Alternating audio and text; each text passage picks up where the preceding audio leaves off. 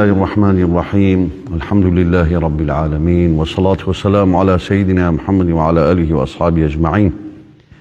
هزارهان صلاوات دابر جيب سر روحي پاچ عزلتي پیغمبري نازدار عليه الصلاة والسلام. يا ربي خداي قورا روجي وطاعته عبادتي هم لاش قبور كبي وقبور بك إن شاء الله.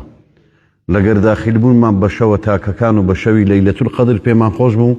لو تسنشو روجي او كوران و اوانا شموي هسبك بمداركان بمارو بمدارو بكورانو ب گوندوا بشاروا هزبكان كشوكان شوي جوائزن شوي برنورينن هميان لخوي غفلت بآقابين خريشي عبادت بن خريشي تسبيحات بن اوي اما ديكين اوانش بي آقادار بن ودورنا بن لو آية حديثانو شوانش ان شاء الله تراويح كان لو تسنشوي إن شاء الله ودكين همو بيكوا بشوق وزوقوا عقداري يكتريبينو عبادة شي زور جوام كين ديارة ليلة القدر هناوي لخويا ونيا ليلة القدر شوي بريز شوك أخوة قورا ريزي لنا ريزي عبادتك شي زياترا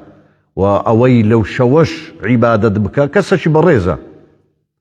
شكاتا إنسان ريز لخوي نقري ريز لنا قرن او قاعده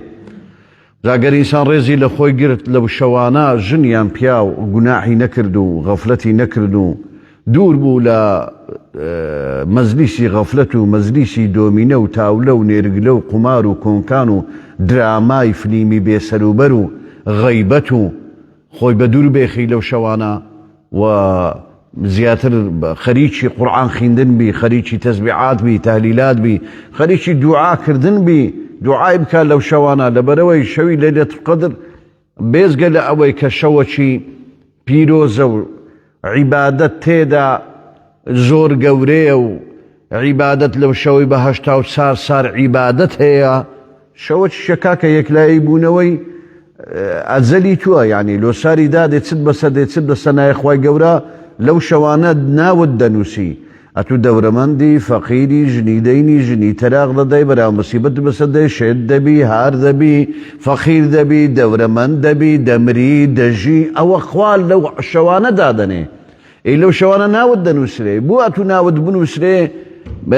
لسلوك مزاري لمكتبي مكتب دنمزان سيلو سلوكي كواي اوي درزي سلوكي لو دابنين درزي سلوك اوي كبابند و باكو خاوين و بونش خوشي لدي اجاو و شرجيرنيا اتو لو شوانك نكاتشي ناود دنوسري دمريان نامري باشيان بخرابي هرشي هبي اگر او شوان عبادة النبي لو خواي قورا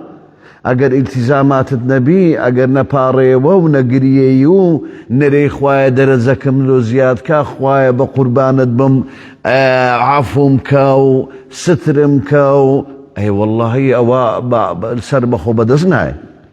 زاب شوانا قوتمان شوي عبادة يعني باك سكو قورا همولاك دزكم بعبادة و اوي لسر مانا هندك شدريم بتايبتي لو بياو كان زاري هندك شتي بريم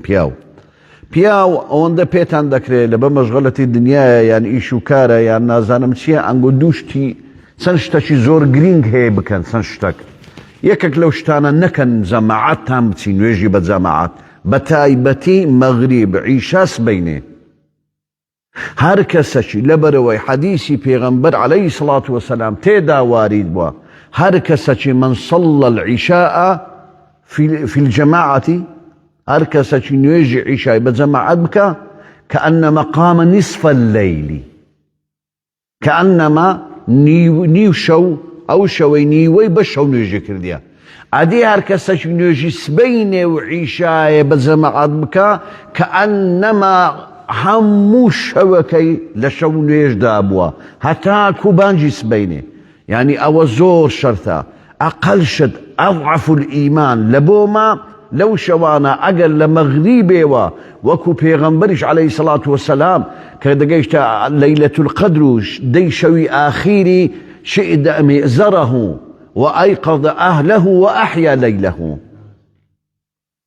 يعني خۆی تون دەکرد دەهاتە ناو مزگەفت دەماوە لە مزگەفتێ شەو مار و منداری هەردەستان شەو نوێژی دەکرا تا سبەینێ کاکە ئەگەر هەموو شەوێش لێرە نەبیێت و جوز ئەچ شەوی خۆت بگەنێ نا ئەو مزگەفتێک کە مەغریب و عیشایە لە مەغریبێ و داخلی ناو شەوان دەبینە بە شەوانی لەیلەتول قەدر کاکە وەرە لێرە فتارەکەی بکەوە کاکە وەرە لێرە نوێژەکەی بجەمعات بکە نوێژی عیشایە ئەم بکە و بیبەرچی خوای گەورە ئەجر و پاداشتی لەیلەتول قەدرەکەت لە بۆ بنووسی شەوەک لەو شەوانە هەوبی ئەتوش لێرە بووبی تەواو یعنی ئەوە لۆت نووسەر الحەمدولله وەشوکر دوایە دەتوانین بە شتەشی دی دەتوانی کابرا نیەتی خواپەرستی نیەتی ڕێزی لەو مانگەی هەبی ئەگەر نەش هاتە ئێرە زۆر جار وێ ونیە کابرا ئیش و کاری هەیە زەروریە لە دەرەیە مادەم ئیش و کاری هەیە مانیەتی لەگە زندوکردنەوەی لەیلەتول قەدر دابی لە دەرێش بی لە دوکانێ بی لە بازاڕی بی لە مارێ بی لە هەر شوێنێک بی لە خەستخانەی بی لە عارد بی لە ئاسمان بی ڕێزی ئەو شەوەی بگریت نیەتی نوێکردنەوە و ڕێزگرتن لەو شەوەی هەبی شەو نوێژ لەوێ بکە تەسبیحاتێک لەوێ بکە کاکە بەبیر خەڵکی بینیتەوە یعنی ئێستا کە ئەم سبەینش ئەوە بەس بەبیرم بی داوا دەکەم لە هەموو کوچە و کۆران و بازاڕەکان هەمویان بە مۆبایل بی بە تەنزیلێک بی لە دوکانەکان هەمووی سورة إنا أنزلناه في ليلة القدر بشوان بيبكن اوان لتكاني خويان دانشتينا وبعالم غافل نبي كافر نبي عالم بيدين نبي همو كان بدنجشي برز إنا أنزلناه في ليلة القدر بصوت الشيخوش بالنا وتكانا بالنا وبازاري بروا عالم بزان اشتكى كاكا عالم ما خرشي ما بدينها براستيتان بيبري خرشي ما يشتان بدينه بەڵام ئەمە خەرچی دیمان هاتە ناوێ یعنی ئاشا نارێم هەموو سووریەکان بەڵام سووری بەڕاستی تام و ئەخلاقیان نهێشتە ناوەمە یعنی ئێستا دەستمە ناو شاوێسیان بشەرمم بەخۆی بچم وەڵڵاهی ڕۆژی بەتار دەبی بە تەڕاکسوودی بەو ڕەمەزانەی سەرکۆت تەڕاکسوود فانیلا نیوقۆر یعنی ئەوە چیە چ ئەخلاقەکە یعنی وەیان کرد ئەخلاقیان لەناو مار و منداری مەش نەهێشت ئەوانە دەبی ئاگادار بن هەندێکیان تێدانە وەڵام محەزەبەنە وەڵام هەندێکیان تێدانە پیاوی چاکن بەڵام بەڕاستی پیاوەکانیشان زۆری نوێژێ ناکەن یعنی ئەوە شتێکی زۆر خەتەرە با ئەمە شتێکی پیشانی ئەو ملەتەی بدەین کە ئەمەی ملەتێکی بەدینین ئەمە ساعی بڕێزین قورئان بە زمانی عەرەبی هاتە خوارێ ئەمەی ملەتی کورد ڕێز لە قورئانی دەگرین لەناو ئەوەش لەولایە لەلایەکی ناو کوچە و بازار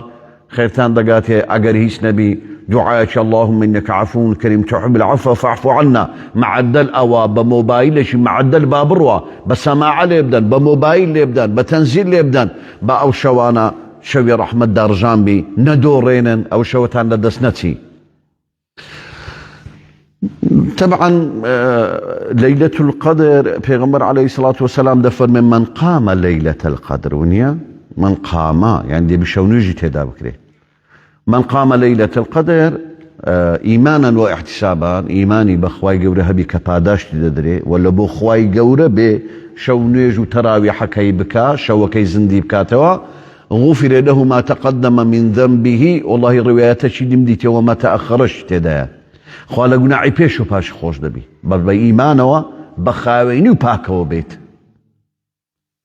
يعني أما لو شوانا تراويح بشوقوا بپاشی و خاوێنیەوە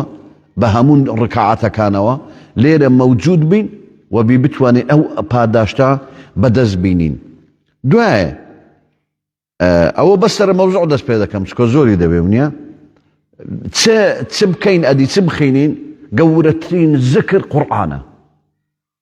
گەورەترین ذکر لەو شەوانە کاکە قورئانی پیرۆزە خەیڕوکم من تعلم القورئان وعلمه چاکترینتان خێرترینتان و کەسێ قورئان بخوێنیان عەقڵشی فێرە قورئان بکە ئەوە لە بۆ قورئان خوێندنیش شەوانەی لەیلەتول قەدر زۆر بخوێنن لە پاش مەغریبان لە پاش عیشایان لە پاش تەراویحان لە دوازدەی شەوێ پێش بانجی سبەینێ ئەو جە نوقتەچی دیمایە زۆر گرنگ مانەوەی بانجی سبەینێ هەتا ڕۆژ هەرات لا خوا دەفەرمی حتى مطلع الفجر هەتا ڕۆژ هەراتە مادەم هەتا ڕۆژ هەراتە لە بەس نامینێ و هەتا ڕۆژ هەراتی سەعاتەکە پاش نوێژێ ئەمە هەتا نوێژ دەست پێ دەکەین سەلام دەدەین و سەعاتەک نامینێ لەو ڕۆژ هەرات یعنی وەرە ئەتو ئەوەندە قووەتە و ئیمانەت نەبی کە پێغەمبەر دەفەرمێ عەلەیهی سەڵات وەسەلام هەر کەسێک لە پاش ڕۆژ هەراتدا دابنیشی و ذکری خوا بکە تاکو و ڕۆژ هەڵدێ ئینجا 2 ڕکعەت سونەتی دوحا و چێشتەنگاو بکە دەفەرمێ ئەجری وەکو حەج و عومرەی تامە 3 جار دەفەرمێ یەک حەج و عومرەی تەواو دەکا یەک حەج و عومرە لە ناو مارێ لێرەش بە پاسی دەڕوا لەو ڕیای لۆ دنیای ئەگەر لێرە دانەنیشید بەڵام لۆ عومرەی بڕوا لۆ سعودیای ئەدی خێرە بە خۆت لەو ڕێی دەدەی ها 5-6 وەرەقە 40-50 سەعات بە پێیان دەچێت بە پاسی دەڕۆی دەچیا کەعبەی دەچێ مەککەی وەڵات چێ عومرەی دەینمەوە کورە پێغەمبەر دەفەرمێ عومرە لە ناو مارتە نەک عومرە دەفەرمێ حەج و عومرە و پاداشتەکەی لە ناو مارتە لۆ دانانیشن لۆ ئەدی لە دیار درامای سەعاتەکی دادەنیشی لۆ لە دیار میێوانی تەلەفۆنت لە بنجێیدای بە 2 سەعات 2 سەعات لۆ لە دوکانەکی لە پێوە ڕاوە دەستی سەعات 2 سەعات کورە وەڵڵا بەرامبەر خوای گەورە قەسیرن ها ئەوە محاسەبەی لەسەرە خوا ئەوە ئەمن لێرە ئەو بە بیرتان دێن بۆ خوا لە مەیدانی مەحشەر بە ناوچاوماندا داتەوە دەرێ ئەوهانە بووی کو عەبدم 1 سەعات پاش نوێژی سبەینێمانەوەت 1-2 سوڕەت دەخینی تەسبیحات ئەگەر بکە ئەستەغفر الله بکە سەڵاواتی لێ بدە باشترین دوعا و تەسبیحاتیش پاش قورئانێ لەو شەوانە اللهم إنك عفو كريم تحب العفو فاعف عني أو پیغمبر لبو حضرت عائشة دانا عليه الصلاة والسلام بكردي خواياتو عفوي عفو تخوش دوي عفوك يا ربي معدل أو دعاء قورتين دعاء أوا قورتين ذكرش قرآن بو قورتين قيام الليل بو نيجا كان بجماعات بو بورز بندية وبكن ليلة القدر لدس مدن والله بابتي تيمان معي بس ئەوەندە بەس ئەو سارەگە قسەتانە بۆ بکەم ئینشاء الله خوای گەورە ئیمانمان بە قووەت دەکا بەسەر نەفسمان دازاڵ دەکا لەو شەوانە بتوانین عیبادەتی جوان بکەین یا ربی خدای گەورە لە گوناحمان خۆش بێ عەفومان بکە لە گوناحی مردەکانمان خۆش بێ شیفای نەخۆشەکانمان بدە هیدایەتی هەموو لایەکمان بدە مار و مندارمان بپارێزی شەڕەف و ناموسمان لەو ئاخری زەمانەی بپارێزی یا ئیلاهی لە چاوزار و لە سەعد و ئینسانی خراپ خوای بمان پارێزی هەرچی دەرد و بەڵاو نەخۆشی ناخۆشەی لەسەر ئەمە لەسەر مسلمانان لەسەر هەموو لایەک لا ببە بە ڕەحمەتی لەیلەة القەدر و شەوانی قەدرمان بێخی بە ڕەحمەتی ئەو شەو مبارەکەی شەوی جمعە بمان هێخی هەزارەها سەڵاواتی خۆت ڕەحماتی خۆت دابڕژێ بەسەر ڕوحی پێغەمبەری نازدار عليه الصلاة والسلام يا ربي خدای گەورە ڕۆژی بتاعەتی هەموو لایەشمان بەردەوام کا و قبول بکە ئامین والسلام عليكم ورحمة الله وبركاته